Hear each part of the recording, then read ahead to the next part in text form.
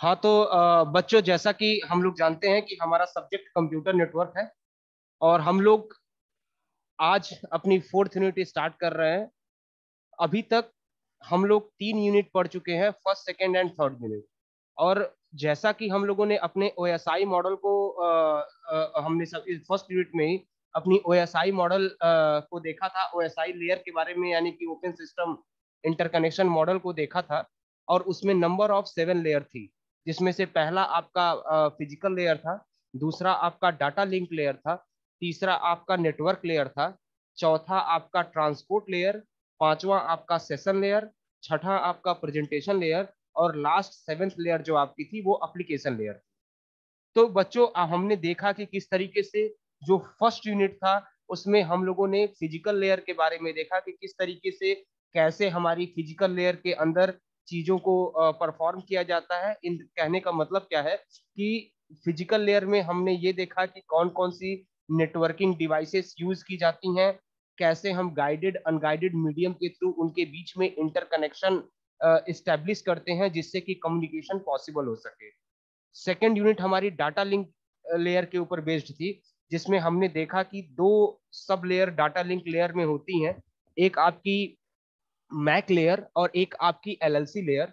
Mac layer का काम क्या था कि मीडिया को एक्सेस प्रोवाइड करना कि पर्टिकुलर किसी भी नेटवर्क के अंदर वो डाटा को सेंड कर सके, सॉरी डाटा को सेंड कर सके या डाटा को रिसीव कर सके। ठीक। एलएलसी का काम क्या था हमारा, फ्लो को कंट्रोल करना, एरर को कंट्रोल करना, जिसके बारे में हम लोगों ने डिटेल में सेकेंड यूनिट में देखा। लास्ट टाइम हम लोग थर्ड यूनिट देख रहे थे, जो कि ओएसआई मॉडल की थर्ड लेयर यानी कि नेटवर्क लेयर के ऊपर बेस्ड था। उसमें हम लोगों ने बहुत सारी चीजें देखी कि नेटवर्क लेयर कितना इंपॉर्टेंट या कितना की रोल प्ले करता है ओएसआई मॉडल के अंदर। इसीलिए उसको बैकबोन भी कहा जाता है, क्योंकि पैकेट को सेंडर से रिसीवर तक डिलीवर करने का काम कहीं ना कहीं नेटवर्क लेयर के थ्रू ही होता है, बिकॉज ऑफ रूट को फाइंड करना कि किस रूट से होके पैकेट जाएगा। ठीक है ना, ये काम नेटवर्क लेयर ही क्या करते हैं कि मैनेज करता है। दूसरी चीज कि मैंने आपको बताया था कि नेटवर्क लेयर में ये जो रूट फाइंडिंग का काम है ये एक स्पेसिफिक डिवाइस के थ्रू होता है, जिसको हम राउटर कहते हैं। हमने IP protocol, ICMP protocol, ARP protocol, reverse ARP protocol, ये सारी चीजें हम लोगों ने थर्ड यूनिट के अंदर अपने देखी थी। और इसके अलावा आईपी क्या होता है, लॉजिकल एड्रेसिंग क्या होती है, आईपी वर्जन 4 किस तरीके से क्लासेस में डिवाइड किया गया है, कैसे हम उसका नेटवर्क आईडी, कैसे हम उसका ब्रॉडकास्ट आईडी निकालते हैं। और साथ ही हमने सबनेटिंग के बारे में भी देखा था कि किस तरीके से हम आईपी को सही तरीके से यूज कर सकते हैं, वेस्ट ऑफ आईपी जो है उसको होने से रोक सकते हैं। ये सारी चीजें हम लोगों ने थर्ड लेयर में, थर्ड यूनिट यानी कि नेटवर्क लेयर में हमने देखी थी। आज जो बच्चों हम लोग टॉपिक स्टार्ट कर रहे हैं वो हमारी फोर्थ यूनिट है। और उस फोर्थ यूनिट में हमारी ओएसआई लेयर की जो 3 लेयर है उनके बारे में डिस्कस किया गया है। जैसे कि अभी तक हम लोगों ने physical layer, data link layer और नेटवर्क लेयर, ये 3 लेयर के बारे में हम लोग देख चुके हैं।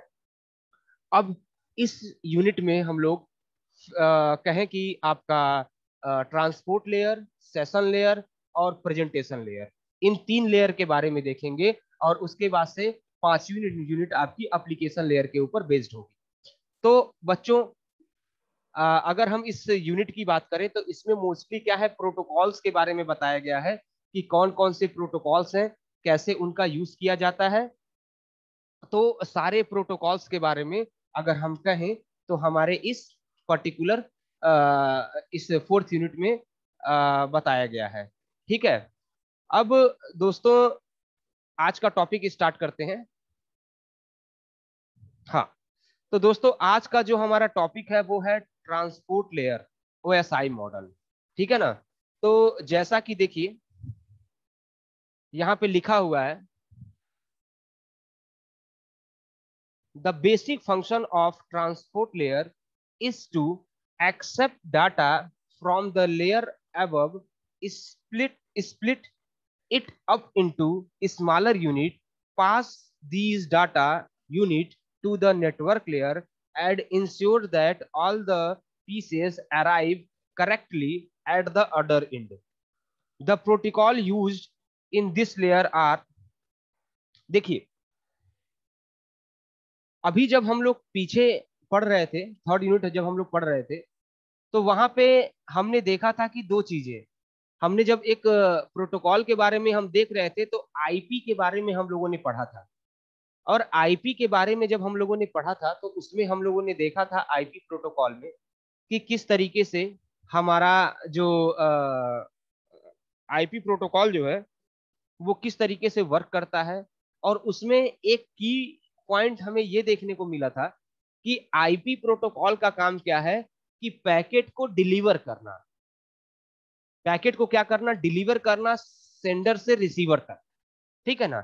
लेकिन इसके अलावा हमें ये भी पता है कि सपोज कीजिए कि ये एक मैसेज है, ठीक है ना, तो सबसे पहले क्या होता है कि ये अलग अलग पैकेट्स में डिवाइड होता है, ठीक है।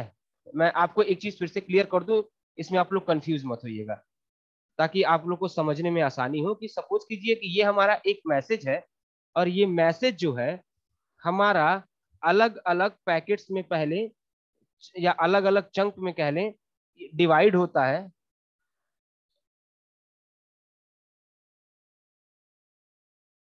ठीक है ना। और पर्टिकुलर ये जितने भी पैकेट हैं इनके पास सोर्स का आईपी होता है, डेस्टिनेशन का आईपी होता है, इसके अलावा सीक्वेंस नंबर होता है, और इसके अलावा फ्लैग होता है। तो समझिएगा इन चारों चीजों का कि पहले मतलब क्या है। सोर्स का आईपी एड्रेस मतलब क्या, कि जहां से पैकेट को सेंड किया जा रहा है। डेस्टिनेशन का आईपी एड्रेस मतलब क्या, कि जहां पे पैकेट को पहुंचना है। सीक्वेंस नंबर का यूज क्या है, सीक्वेंस नंबर का यूज क्या है कि सपोज कीजिए कि अगर एक मैसेज जो है नंबर ऑफ 4 पैकेट्स में डिवाइड हो रहा है, तो एक सीक्वेंसिंग करना कि सबसे पहला कौन सा पार्ट है मैसेज का, दूसरा कौन सा पार्ट है मैसेज का, तीसरा कौन सा पार्ट है मैसेज का, और चौथा कौन सा पार्ट है मैसेज का, ताकि डेस्टिनेशन पे जब वो पहुंचे तो फिर से उसको उसी ऑर्डर में रीअरेंज करने में दिक्कत ना हो, इसीलिए हम वहां पे सीक्वेंसिंग भी करते हैं, ठीक है ना। इसके अलावा एक चौथा पॉइंट फ्लैग, इसका भी एक इंपॉर्टेंट रोल है, फ्लैग का भी। फ्लैग का इंपॉर्टेंट रोल क्या है, क्योंकि जैसा कि हमने अभी बताया कि एक मैसेज नंबर ऑफ पैकेट्स में डिवाइड हो रहा है, तो अगर एक मैसेज नंबर ऑफ पैकेट्स में डिवाइड हो रहा है तो ऐसा तो है नहीं कि एक ही मैसेज पैकेट्स में डिवाइड होकर नेटवर्क में ट्रेवल कर रहा है। वहां तो बहुत सारे मैसेजेस होंगे जो कि पैकेट्स में डिवाइड होंगे और नेटवर्क में ट्रेवल करेंगे। तो जब बहुत सारे पैकेट हैं और सारे के सारे पैकेट्स में डिवाइड है और सब नेटवर्क में ट्रेवल कर रहे हैं, ठीक है ना, तो कोई पहचान तो होनी चाहिए ना कि कौन सा पैकेट किसका है, किस मैसेज से बिलोंग कर रहा है, ठीक है। एक पहचान होनी चाहिए, वरना पता चलेगा कि किसी और का 1, किसी और मैसेज का 2, किसी और मैसेज का 3 एक साथ असेंबल हो जाएगा, जिससे कि डाटा आपका इनकरेक्ट हो जाएगा। तो वो पहचान की पर्टिकुलर ये एक नंबर है तो ये किस मैसेज से बिलोंग कर रहा है, या पर्टिकुलर दूसरा कोई एक नंबर है तो वो किस पर्टिकुलर मैसेज से बिलोंग कर रहा है, इसको देखने के लिए हम जो है फ्लैग को इंप्लीमेंट करते हैं। और फ्लैग बेसिकली है क्या, फ्लैग ये पहचान करता है कि अगर नंबर ऑफ 10 पैकेट्स है तो ये नंबर ऑफ 10 पैकेट्स जो है वो किसी एक ही मैसेज के पार्ट है। तो ये आइडेंटिफाई करना कि वो उसी मैसेज के पार्ट है कि नहीं है, ये फ्लैग का काम है, ठीक है। तो इसीलिए यहाँ पे ये चारों चीजें रखी गई हैं समझने के लिए। अब आइए, तो आइए देखते हैं अब टीसी के बारे में।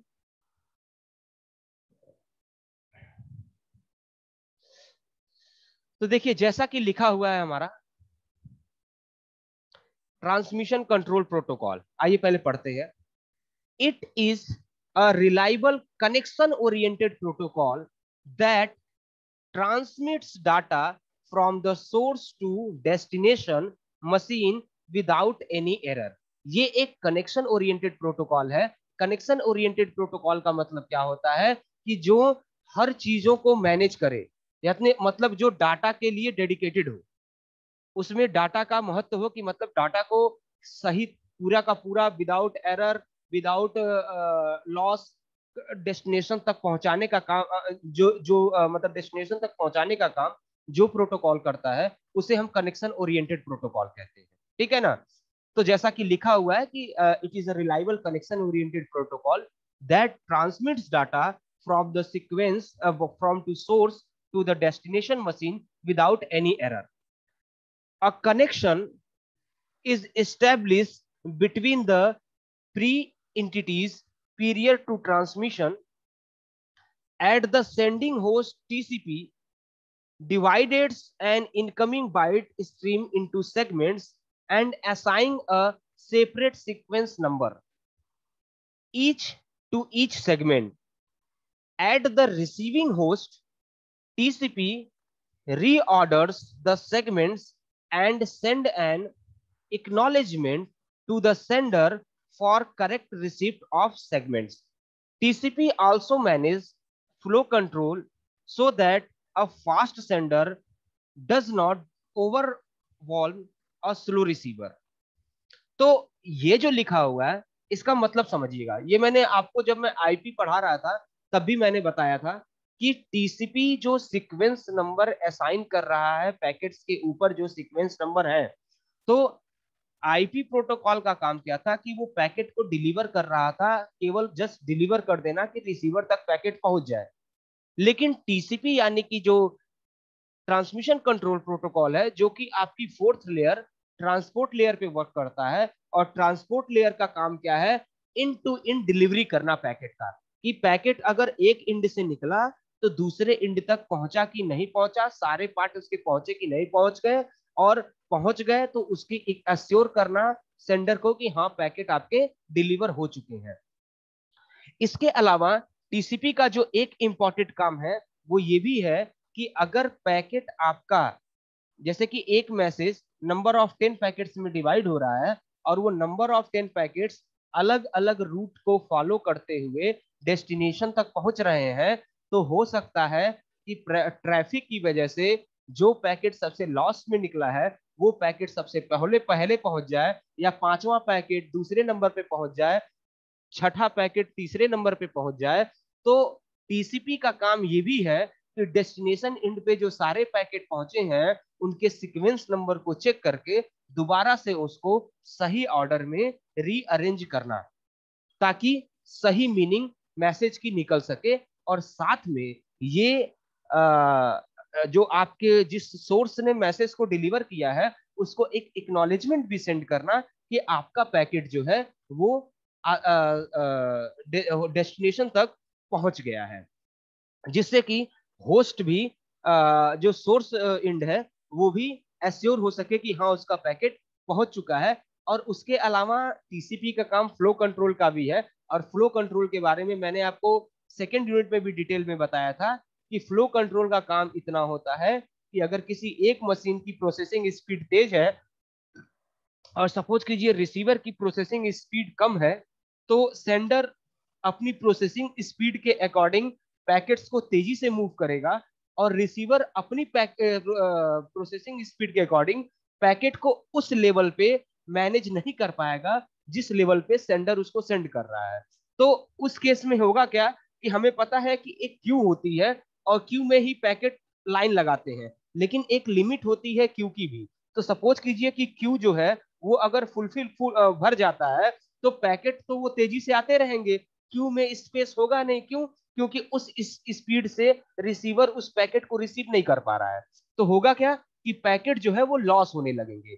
तो पैकेट लॉस ना हो इसके लिए हम वहां पे फ्लो कंट्रोल एल्गोरिथम्स का यूज करते हैं, जिससे कि पैकेट सेंडर किसी स्पीड से सेंड करे, लेकिन रिसीवर जब वो रिसीवर एंड तक पहुंचे तो वो ऑटोमेटिक एक फिक्स कांस्टेंट रेट में कन्वर्ट हो जाए, ताकि रिसीवर उसको आसानी से मैनेज कर सके। ओके। दूसरे और भी तरीके हैं कि जब तक रिसीवर जो है पैकेट सेंड करने के लिए दोबारा से मैसेज नहीं एश्योर नहीं करता है, जैसे होता है ना, हमने एक बार एक फोर वे हैंडशेक प्रोटोकॉल भी देखा था, तो जिसमें क्या होता था कि पहले रिसीवर जो है पैकेट सेंड करने के लिए एक रिक्वेस्ट भेजता था, रिसीवर के पास। रिसीवर अगर एश्योर होता था कि हाँ मतलब कि रिसीवर जब उस रिक्वेस्ट को देखता था सेंडर के और रिसीवर के पास लोड नहीं होता था, तो रिसीवर जो है एक क्लियर टू सेंड मैसेज का एक मैसेज जो है वो सेंडर को भेजता था। जब सेंडर को क्लियर टू सेंड मैसेज मिल जाता था, तब सेंडर जो है एक फिर वो मैसेज जो है वो रिसीवर को भेजता था, और जब रिसीवर को मैसेज मिल जाता था तो रिसीवर एक एक्नॉलेजमेंट सेंडर को भेजता था। तो ये 4 वे हैंडशेक प्रोटोकॉल में इस तरीके से काम होता था। इसमें से देखने वाली बात क्या थी कि जब तक receiver clear to send message का मैसेज सेंडर को नहीं भेजता, तब तक सेंडर मैसेज को सेंड नहीं कर सकता, चाहे सेंडर कितनी की कोई भी प्रोसेसिंग स्पीड क्यों ना हो। ठीक है ना। तो इस तरीके से फ्लो को कंट्रोल किया जाता था। आइए हम लोग टीसीपी के बारे में थोड़ा सा और देखते हैं।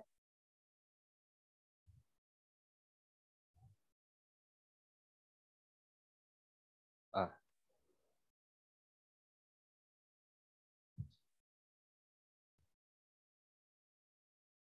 हाँ।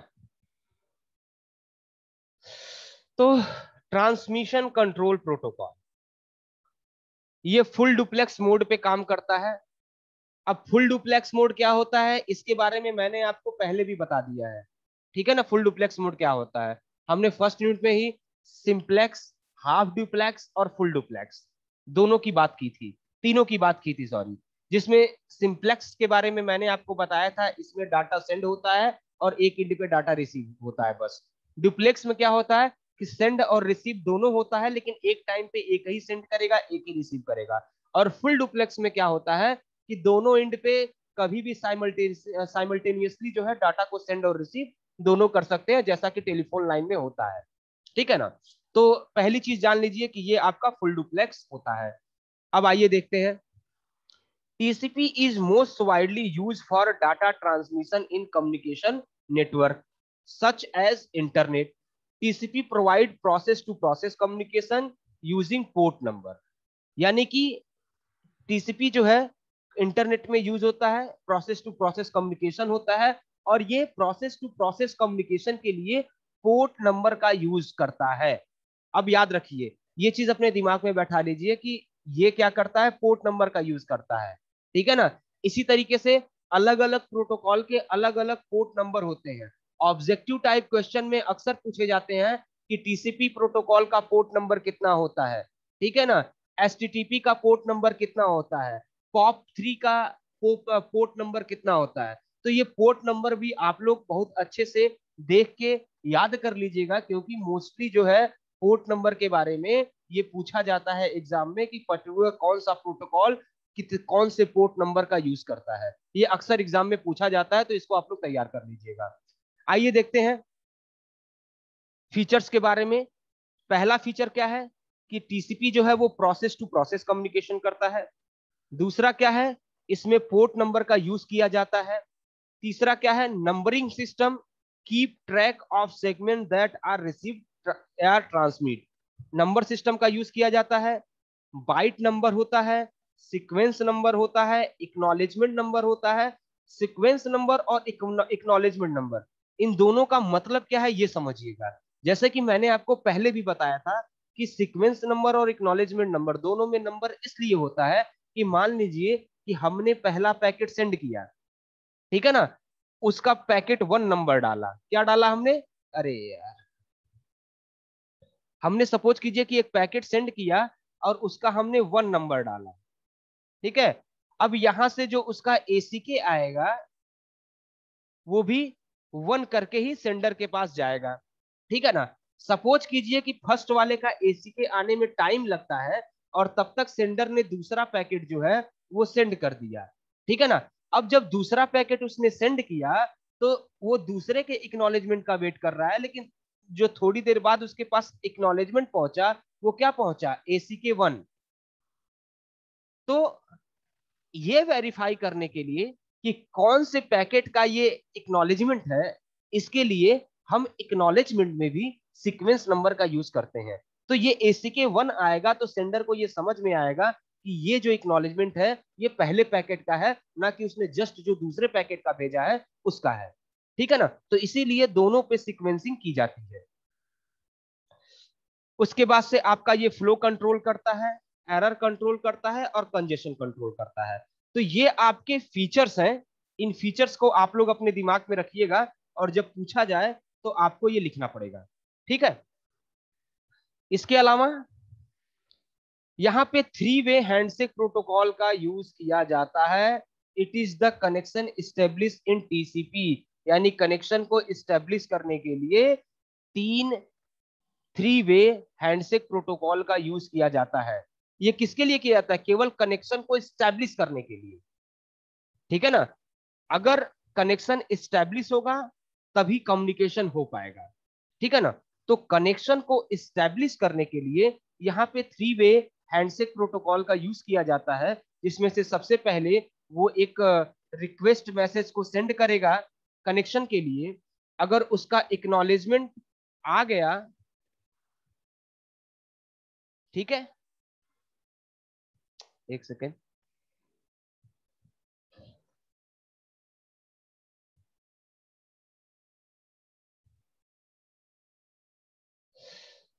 अगर वो उसने उसकी रिक्वेस्ट को एक्सेप्ट किया, ठीक है ना, तो फिर वो दोबारा से भेजेगा पैकेट को सेंड करने के लिए कि हाँ ठीक है तो मैं पैकेट सेंड कर रहा हूं, और उसके बाद से फिर यहाँ पे डाटा ट्रांसमिशन स्टार्ट हो जाएगा।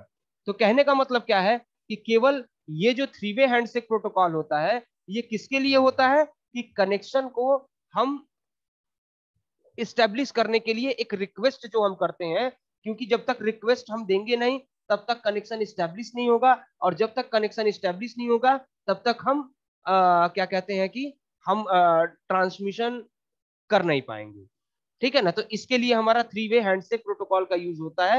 ये याद रखिएगा कि ये हमेशा, जैसा कि यहाँ पे लिखा हुआ है कि it is the connection establish in TCP, यानी कनेक्शन को इस्टेब्लिश करने के लिए इस 3-वे हैंडशेक प्रोटोकॉल का यूज किया जाता है, ठीक है। एक सेकेंड, इसके अलावा टीसीपी को अगर देखें तो टीसीपी में किस तरीके से जो हमारा टीसीपी का जो पैकेट होता है जिसको हम सेगमेंट कहते हैं, वो किस तरीके से होता है, दो पार्ट में डिवाइडेड होता है, एक डाटा और एक हेडर। ये हेडर वाला पार्ट है, ये आपका डाटा वाला पार्ट है। हेडर जो है वो 20 से 60 बाइट्स का होता है, और बाकी ये जो डाटा वाला पार्ट है इसमें इंफॉर्मेशन होती है जो कि यूजर के काम आती है। लेकिन हेडर वाला जो पार्ट है ये क्या होता है कि इसमें वो इंफॉर्मेशन होती है जो कि पैकेट को सेंडर से डेस्टिनेशन तक पहुंचने के लिए जो भी रिक्वायर्ड इंफॉर्मेशन चाहिए वो सारी रिक्वायर्ड इंफॉर्मेशन उस हेडर में होती है, ठीक है। मतलब क्या है कि हेडर के अंदर वो इंफॉर्मेशन होती है जो इंफॉर्मेशन सेंडर से रिसीवर तक पैकेट को डिलीवर करने के लिए जरूरी होती है, और डाटा पार्ट में वो पार्ट होता है जो कि रिसीवर रिसीव करके उसको एक्सेस करता है और जो भी इंफॉर्मेशन होती है उसको पढ़ता है, ठीक है। तो अगर हम बात करें हेडर फॉर्मेट की तो आइए देखें।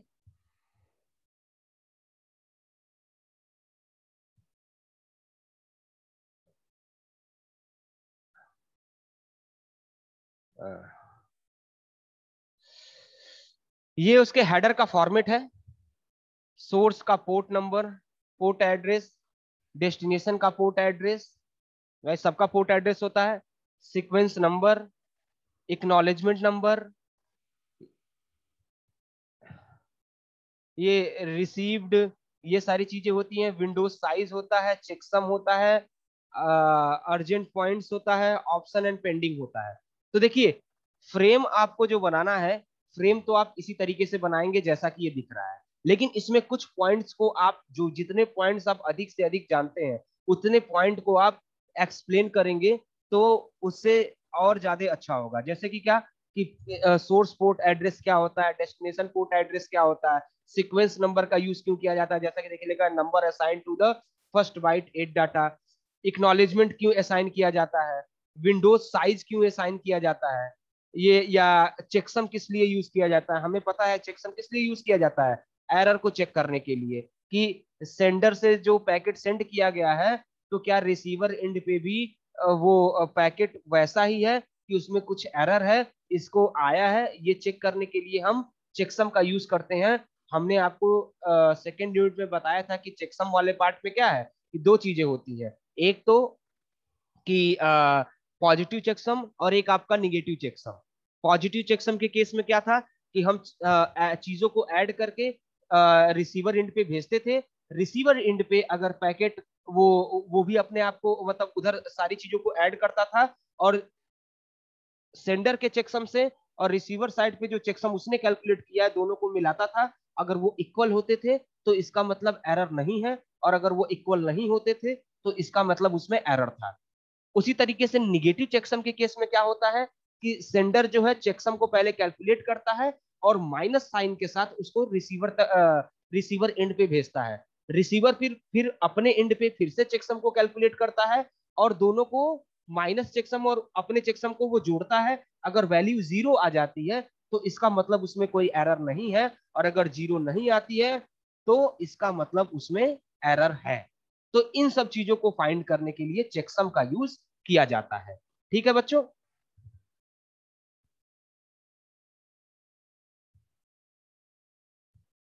इसके अलावा एक प्रोटोकॉल मैं और बता दूं आपको आज, यूजर डाटाग्राम प्रोटोकॉल। तो ये टीसीपी प्रोटोकॉल की तरह ही काम करता है, लेकिन ये टीसीपी जैसा रिलायबल नहीं है। मतलब जैसा कि देखिए यहाँ पे लिखा हुआ है यूजर डाटाग्राम प्रोटोकॉल, जिसको हम यूडीपी कहते हैं। It is a message oriented protocol. It is a message oriented protocol. एक second.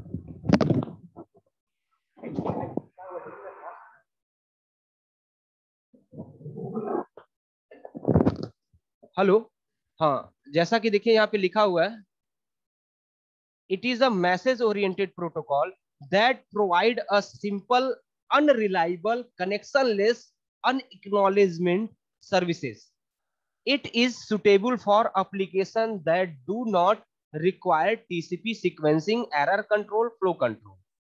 It is used for transmitting a small amount of data where the speed of delivery is more important than the accuracy of delivery. मतलब कि UDP का अगर हम use देखें, यानी कि user datagram protocol का अगर हम यूज देखें, तो ये एक कनेक्शनलेस, अनरिलायबल, इसमें एक्नॉलेजमेंट भी नहीं है। मतलब कि ये अगर कहें कि इसमें एश्योरेंस नहीं होता, इस प्रोटोकॉल के थ्रू अगर डाटा ट्रांसफर हो रहा है तो इसमें एश्योरेंस नहीं होता है कि डाटा आपका डिलीवर होगा ही, माने एकदम डिलीवर हो जाएगा रिसीवर तक, इसकी कोई एश्योरेंस नहीं होती है।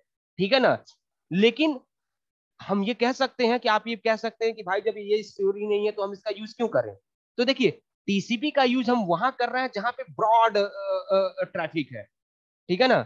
जहां पे बहुत ज्यादा ट्रैफिक है, क्या कहते हैं कि पैकेट्स के लॉस होने की पॉसिबिलिटी ज्यादा है, तो वहां पे हमें ज्यादा ध्यान रखने की जरूरत है, इसलिए हम वहां पे टीसीपी का यूज करते हैं। लेकिन अगर यूजीपी की बात करें तो हम वहां यूज करते हैं जहां पे ट्रैफिक ना के बराबर है। तो वहां पे इतना हमें फ्लो कंट्रोल, एरर कंट्रोल को दिमाग में रखने की जरूरत नहीं होती है। तो वहां पे हम अपने इस नॉर्मल प्रोटोकॉल यानी अनरिलायबल प्रोटोकॉल यूडीपी का भी यूज करके मैकेट को ट्रांसफर करते हैं। ठीक है ना। इसमें कोई ये वही यूज होता है जहां पे ट्रैफिक जो है वो आपका कम हो। ठीक है। जैसे कि देखिए यहाँ पे देखिए लिखा हुआ है, it is used for transmitting a small amount of data where the speed of delivery is more important than the accuracy of delivery. ठीक है ना।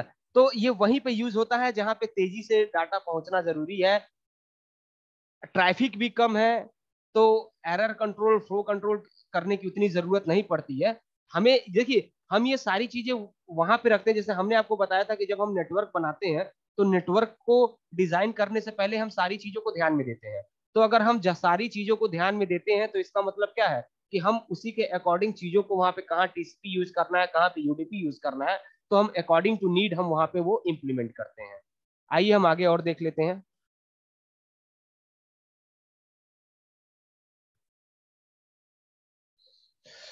UDP. It is the simplest protocol that involve minimum amount of communication mechanism. It is connectionless, unreliable transport protocol. ठीक है। ये मैंने अभी हम लोग पीछे डिस्कस कर चुके हैं। देखिए ये फिगर मैं इसलिए दिखा रहा हूँ क्योंकि ये फिगर अगर आपको समझ में आ जाएगा तो आप आसानी से चीजों को मैनेज कर लेंगे, ठीक है।